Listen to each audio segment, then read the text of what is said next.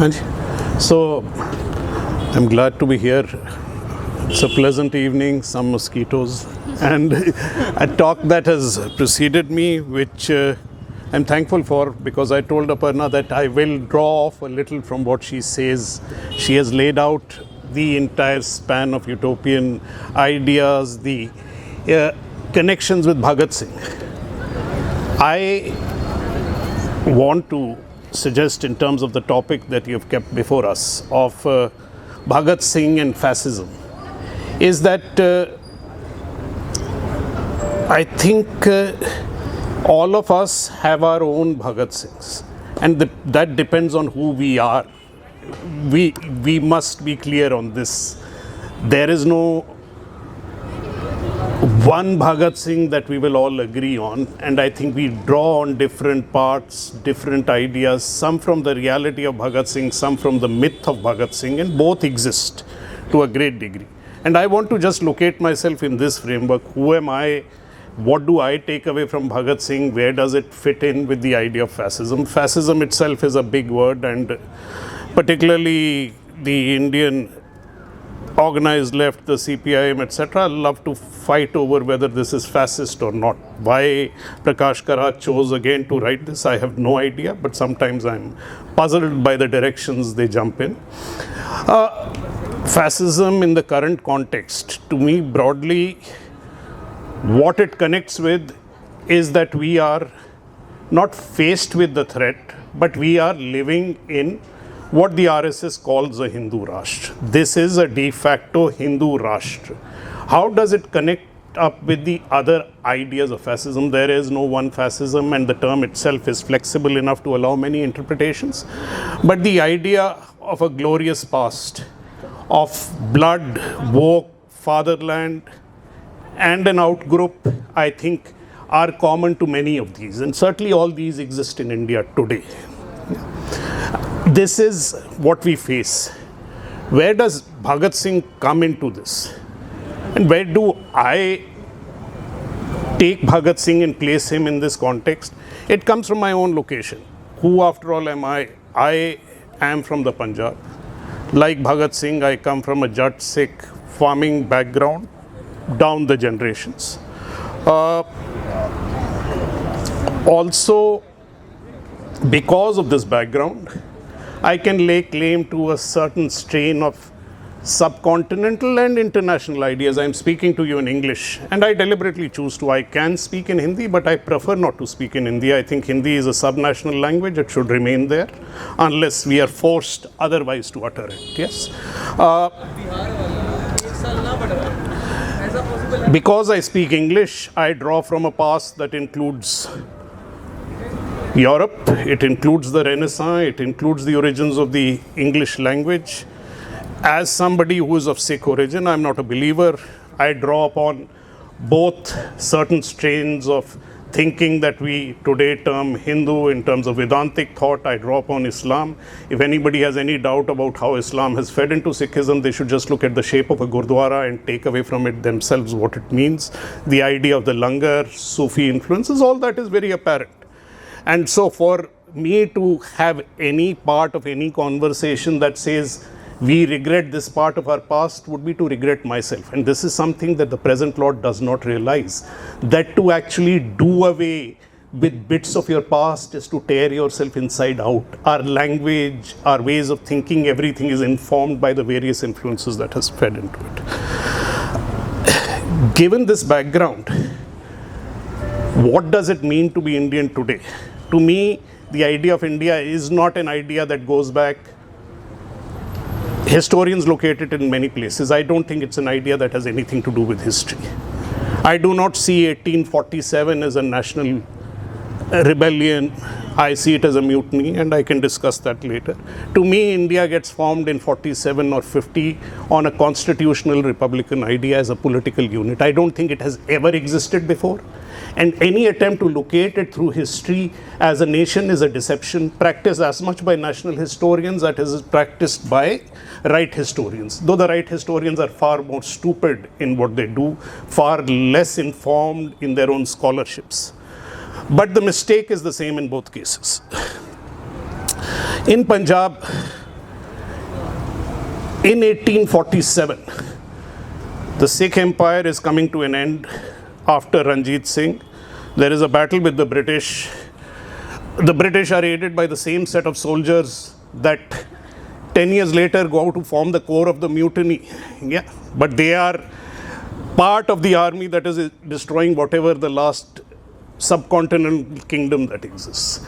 At the end of it, a Muslim poet of Punjab writes, this is Jang Muhammad in the history of the war recounts it. He says that in Punjab we have never seen this division. Who are these people from outside, these Hindustani, Dakhanis, Purbiyas who have come to our door to take away Punjab from us?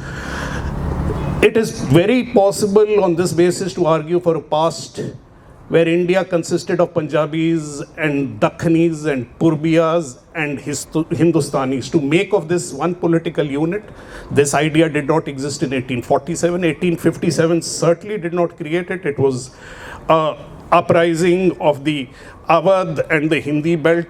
It did not consist of anything more than that, in my opinion. And I certainly do not think it forms an idea for India as we see it today.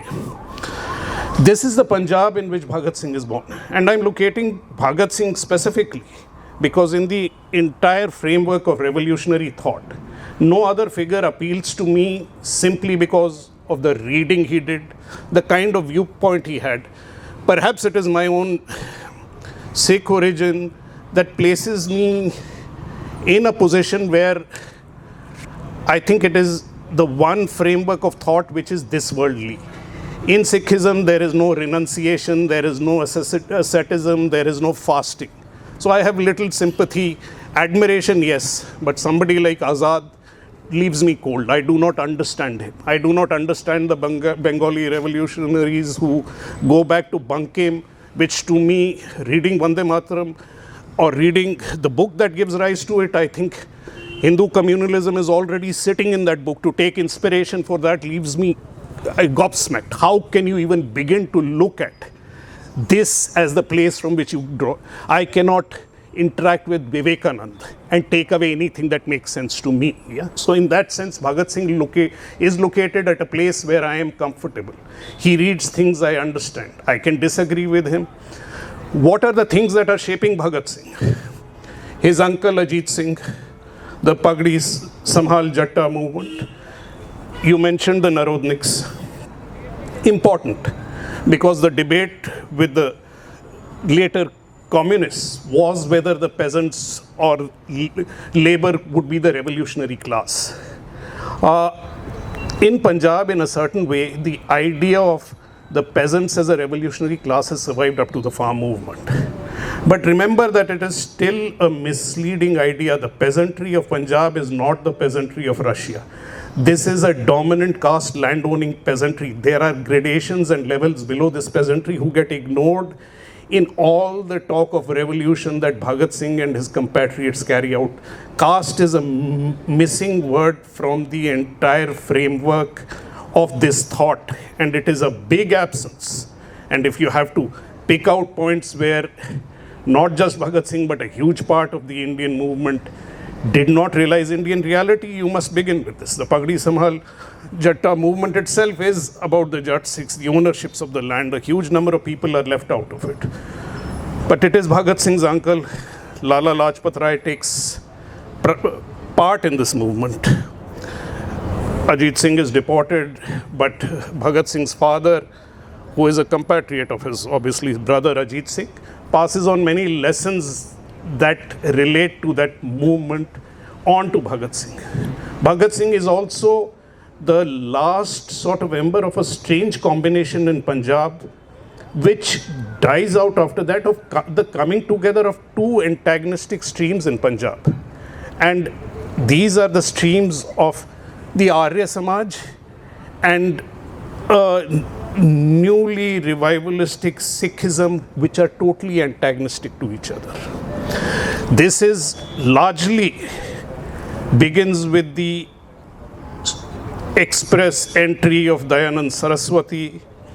The Gujaratis have their own particular predilections, but in this case, I don't think we have texts which are as derogatory towards other religions as we get with the Arya Samaj entering Punjab, but it also lays down the groundwork for a large number of institutions. It also, to some degree, creates the prevalence of Hindi in urban Punjab that still exists. The division between the Arya Samaj and the Sikh movement that comes in opposition and in contest with the Arya Samaj is prevalent right through the history of Punjab.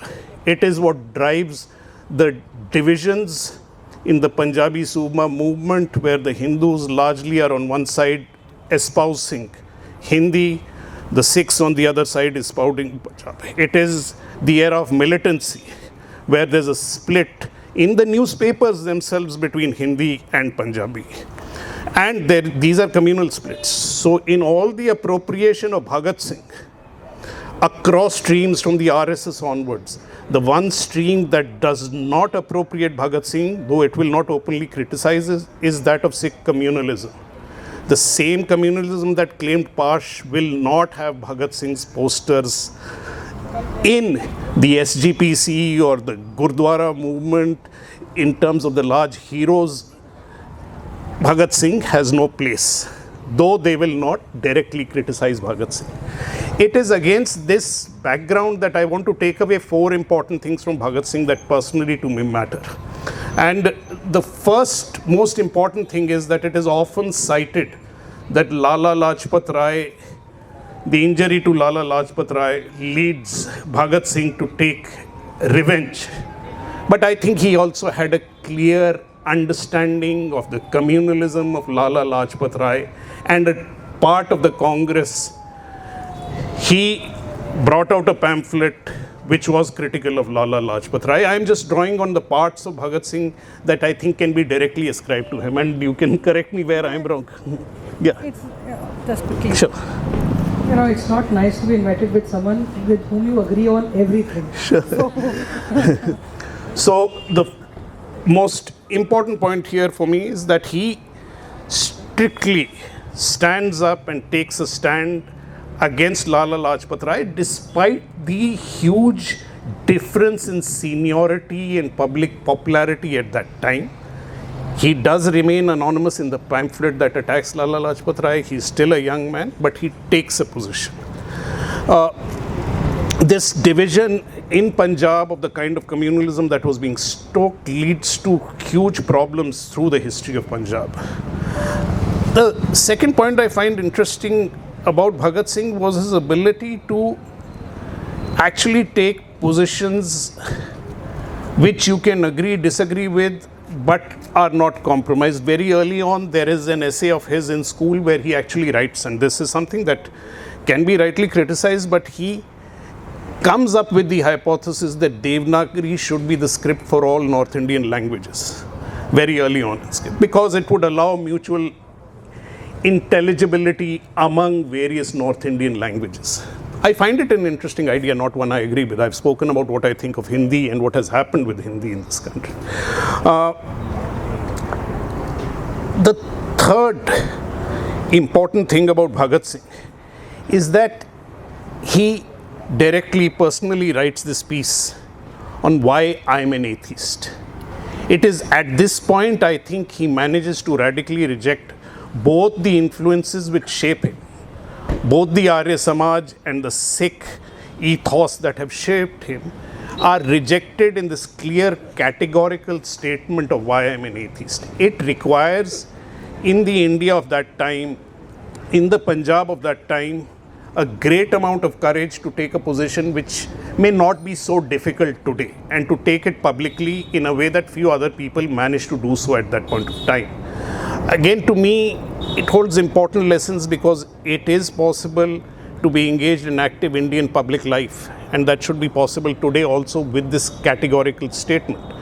One of the strange things that we see in India's politics today is the inability of any political party with support to be able to stand away from religion and talk about a common humanity on the basis of which we can conduct our politics. Certainly the Congress is incapable of that.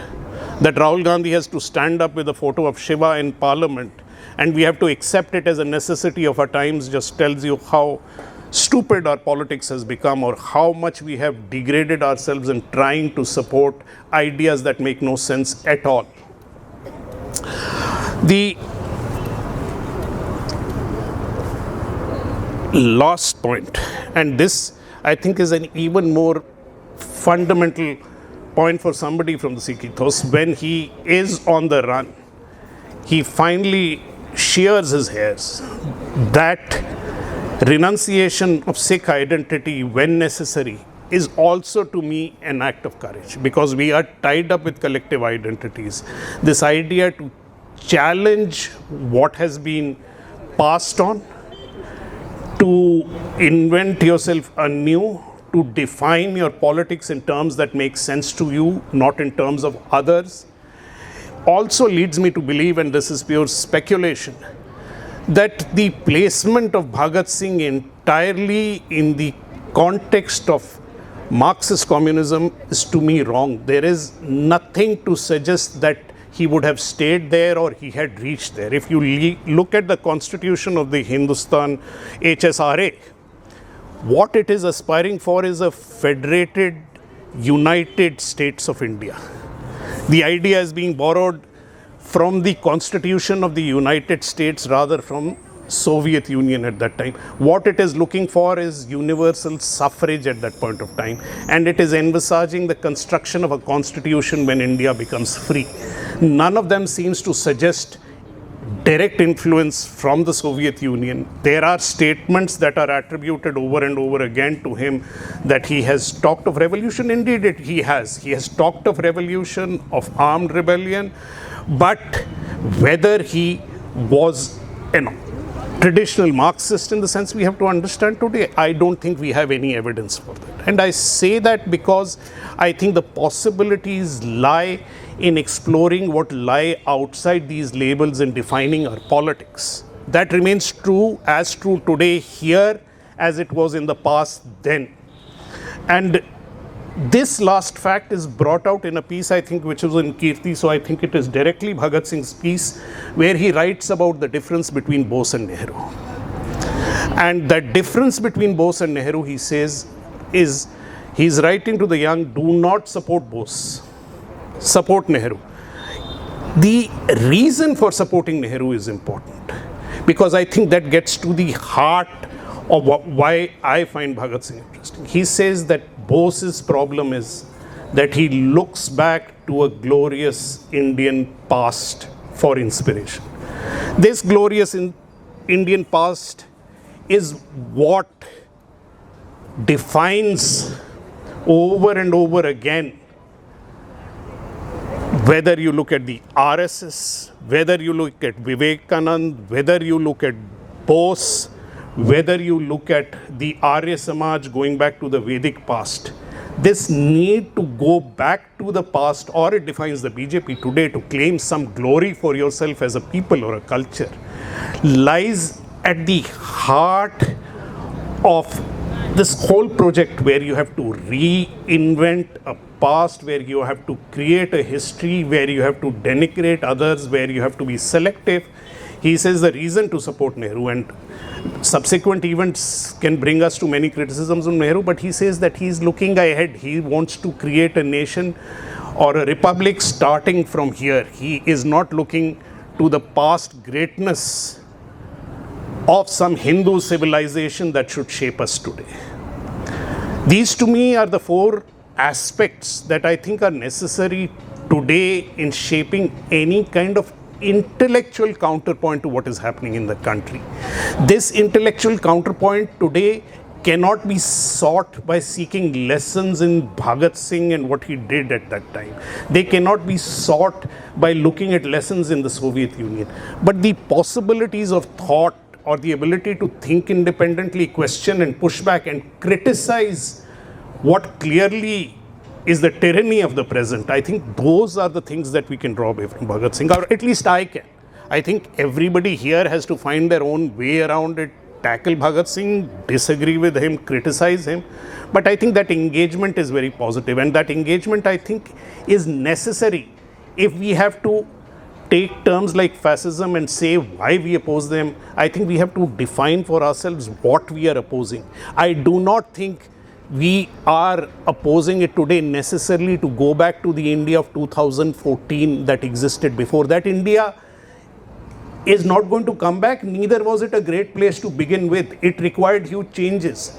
So if we have to look forward beyond what is happening now, the idea that there was some secular utopia where the media was free and where the country was going to great places is another kind of idiocy. It was not.